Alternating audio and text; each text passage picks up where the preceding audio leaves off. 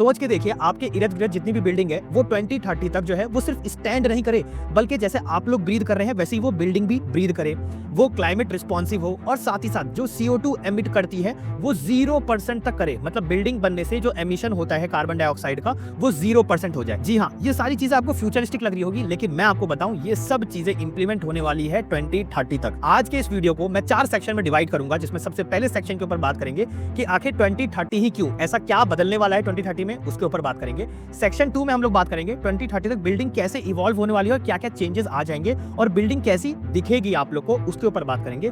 Third section की जो हम बात करेंगे 2030 तक वो एजुकेशन सेक्टर कितनी तेजी से चेंज होने वाला है आर्किटेक्चर इंडस्ट्री का, उसके ऊपर बात करेंगे और आपको किस निश में जाना चाहिए वो भी हम आपको इस वीडियो में बताएंगे।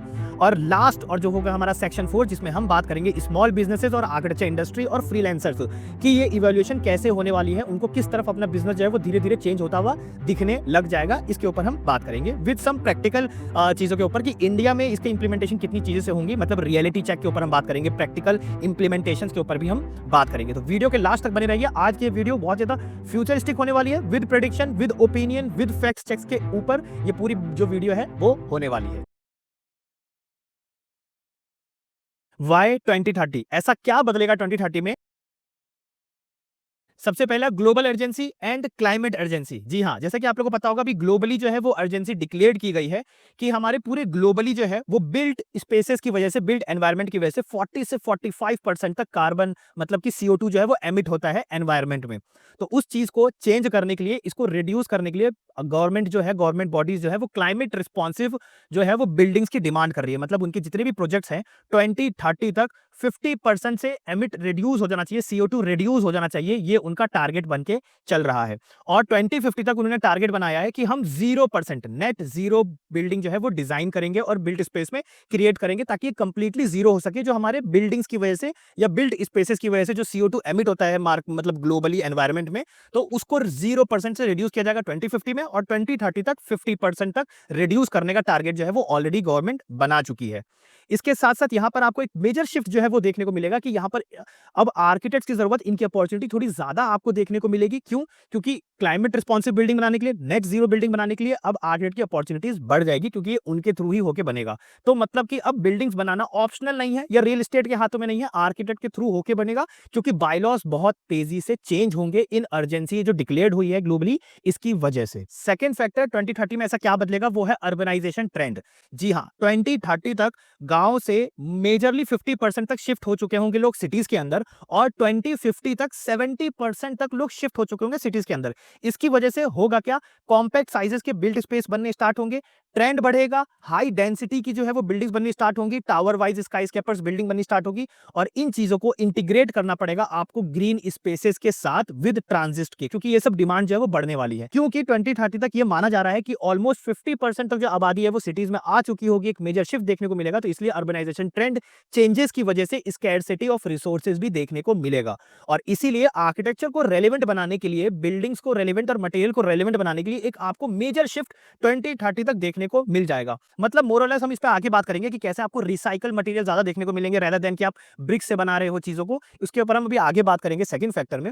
लेकिन आई होप सो कि आपको समझ में आ रहा होगा कि एक अर्बन ट्रेंड मेजर चेंज होता हुआ आपको दिखेगा 2030 तक, कि लोग जो है वो मोस्टली माइग्रेट कर चुके होंगे, और जब ये सिटीज में आएंगे तो ये अपनी डिमांड को रखेंगे। और यहां पर भी क्योंकि हमें कॉम्पैक्ट स्पेसेस देखने को मिलेगी, क्योंकि पॉपुलेशन बहुत ज्यादा होगी, ओवर क्राउडेड होगा, तो डेंसिटी बहुत हाई होगी, कम जगह में लोग ज्यादा रह रहे होंगे, तो वहां पर ग्रीन बिल्डिंग्स जो है और integration of building green spaces का जो है वो ज्यादा आपको देखने को मिलेगा, क्योंकि सिर्फ बिल्ट स्पेस में तो आप रह नहीं सकते, तो ग्रीन एनवायरनमेंट होना आपका जरूरी है। तो ये चीजें आपको एक मेजर शिफ्ट में देखने को मिलेगा अर्बन ट्रेंड की वजह से। थर्ड फैक्टर जो आपको 2030 तक देखने को मिलेगा वो है टेक्नोलॉजी का चेंज होना प्लस इनोवेशन पुश करना। 2030 तक की बहुत सारी चीजें चेंज हो चुकी होंगी, जैसा कि अभी आपको जो चीजें ऑप्शनल देखने को मिलती है, जैसे रिन्यूएबल एनर्जी हो गई, आपकी बैटरी स्टोरेज हो गया, आपके AI इंटीग्रेशन हो गया, स्मार्ट बिल्डिंग्स हो गए, ऑटोमेशन बिल्डिंग हो गए, उसके साथ साथ प्रीफैब और मॉड्यूलर जो आपको कंस्ट्रक्शंस देखने को मिलते हैं, ये सब चीजें जो आपको अभी तक ऑप्शनल देखने को मिलती है वो 2030 तक जो है वो कंप्लीटली चेंज होके 100% तक चली जाएगी। तभी आप जो है ये कार्बन डाइऑक्साइड, ये जो CO2 एमिट है उसको कंट्रोल कर पाओगे। तो यहां पर जो आपको मेजरली शिफ्ट देखने को मिलेगा वो ये होगा कि बिल्डिंग जो है वो अब सिर्फ और सिर्फ ब्रिक या मोटार से नहीं बनेगी, अब बनेगी डेटा ड्रिवन होके, sensors energy optimisation, adaptive facade आपको देखने को मिलेगा और मेंटेनेंस साइकिल के साथ ये पूरा आर्किटेक्चर का जो स्कोप है वो कंप्लीटली चेंज हो जाएगा। मतलब कि आप ये कह सकते हो कि जो हमारा बिम लेवल 2 तक जो है वो इंटीग्रेशन हो जाएगा। अगर बिम लेवल 2 आपने नहीं देखा है तो मेरी वीडियो जरूर देख लेना, जिसमें मैंने आपको बिम के सारे लेवल समझाए हैं। तो वो बिम लेवल 2 तक जो है वो इंटीग्रेट हो चुका होगा गवर्नमेंट की हर एक बॉडी के अंदर, हर एक प्रोजेक्ट के अंदर। और आपको पता ही है कि जब गवर्नमेंट में एक शिफ्ट देखने को मिलता है, एक मेजर ट्रेंड देखने को मिलता है, तो वो प्रेशर बनाती है डायरेक्ट डेवलपर्स पे और रियल एस्टेट पर। तो वो आपको एक आर्किटेक्चर में कंप्लीटली चेंज जो है वो देखने को मिलने वाला है 2030 के अंदर।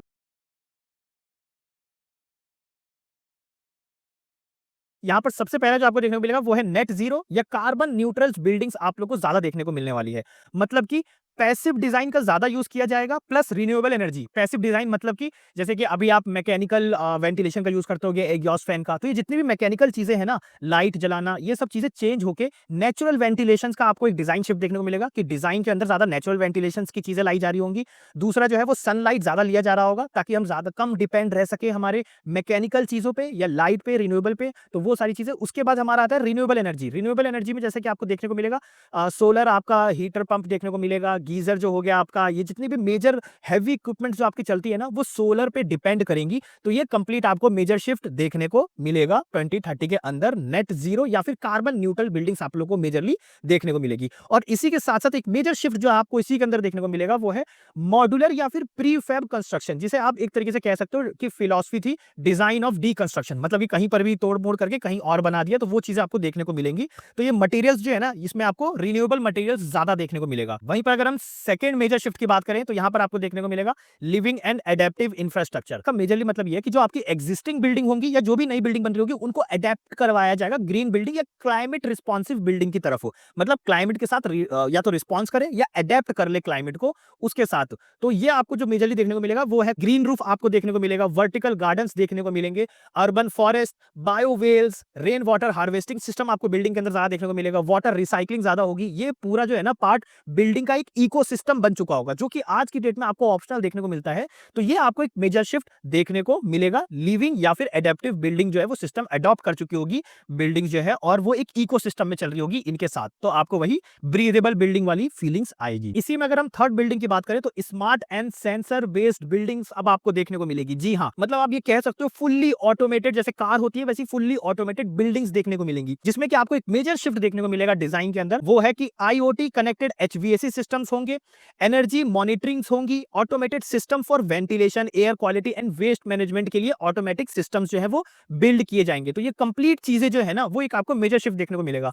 मतलब कि आपका कौन सा लिफ्ट कब मेंटेनेंस में जाना चाहिए तो ऑटोमेटिकली उनके मेंटेनेंस के डिपार्टमेंट को कॉल चला जाएगा, जो भी उसका वेंडर था उसको कॉल चली जाएगी कि भाई उसका सर्विस कर दो, कोई पार्ट चेंज होना है वो ऑटोमेटिकली। तो ये कंप्लीट चीजें जो है ना वेस्ट मटेरियल की चीजें हो गई, ये पूरी कंप्लीट जो बिल्डिंग है वो डेटा ड्रिवन हो चुकी होगी, ऑटोमेटेड सिस्टम पे चल रही होगी, आपको याद करने की जरूरत नहीं है। तो वही मैंने जो आपसे कहा था कि बिम लेवल 2 जो है वो इंटीग्रेट हो चुका होगा मोर और लेस, तो वो सारी चीजें इसी के अंदर ही आती है। तो जो इसका मेन गोल होगा ना वो होगा कि लाइफ स्पैन बढ़ाना। मतलब हमारे इस डिजाइन से जो हम बिम लेवल 2 इंटीग्रेट करेंगे, हमारे इस डिजाइन से जो है वो स्ट्रक्चर की हेल्थ को मॉनिटर करना और प्लस मेंटेन करना ताकि वो लाइफ लॉन्ग चले। फोर्थ जो मेजर शिफ्ट देखने को मिलेगा और आपको बिल्डिंग्स देखने को मिलेगी वो अभी ही आपको देखने को मिल चुकी होगी। अगर आप कहीं रियल एस्टेट डेवलपर से या कहीं पर मिलते हैं या वहीं काम करते हैं तो आपको मॉड्यूलर बिल्डिंग्स देखने को मिल रही होगी, प्रीफैब बिल्डिंग्स देखने को मिल रही होगी, और एक दो एग्जांपल तो आपको 3D प्रिंटर्स की भी देखने को मिल गए होंगे। जी हाँ, ये एक आपको एक मेजर शिफ्ट देखने को मिलेगा कि अब इन तीनों टेक्नोलॉजी से बिल्डिंग्स ज्यादा बन रही होंगी। इनसे होता क्या है, बेसिकली आप कंट्रोल कर सकते हो जो डस्ट पॉल्यूशन होती है, जिस भी साइट पर बना रहे होते हैं वहां डस्ट ज्यादा होती है।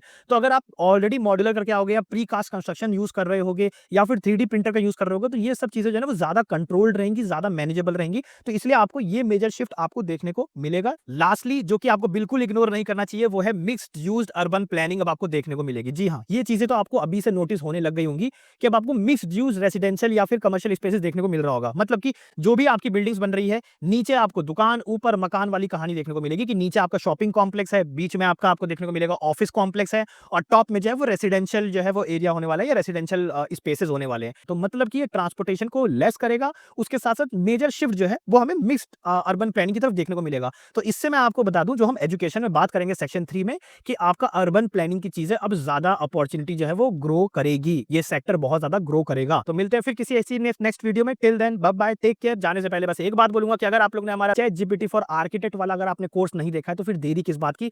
इंडिया का पहला कोर्स हम बना रहे हैं मास्टरिंग इन वर्किंग ड्राइंग वाला, चैट जीपीटी फॉर आर्किटेक्ट वाला और ये रेविट वाला। नीचे डिस्क्रिप्शन में लिंक दे रखा है, जाके चेकआउट करो। हमारे कोर्सेज बहुत ही अफोर्डेबल है और मैं उन कोर्सेज को खुद से पर्सनली जो है वो आप ये समझिए 5000 से ज्यादा आर्किटेक्ट इस कोर्स को एनरोल कर चुके हैं। तो मैंने इस कोर्स पे कितनी मेहनत की होगी, ये आपको कंप्लीट आज की डेट में जरूर से सीखना चाहिए, क्योंकि अब आपको स्किल बेस्ड होना ज्यादा इंपॉर्टेंट है रेदर देन डिग्री बेस्ड।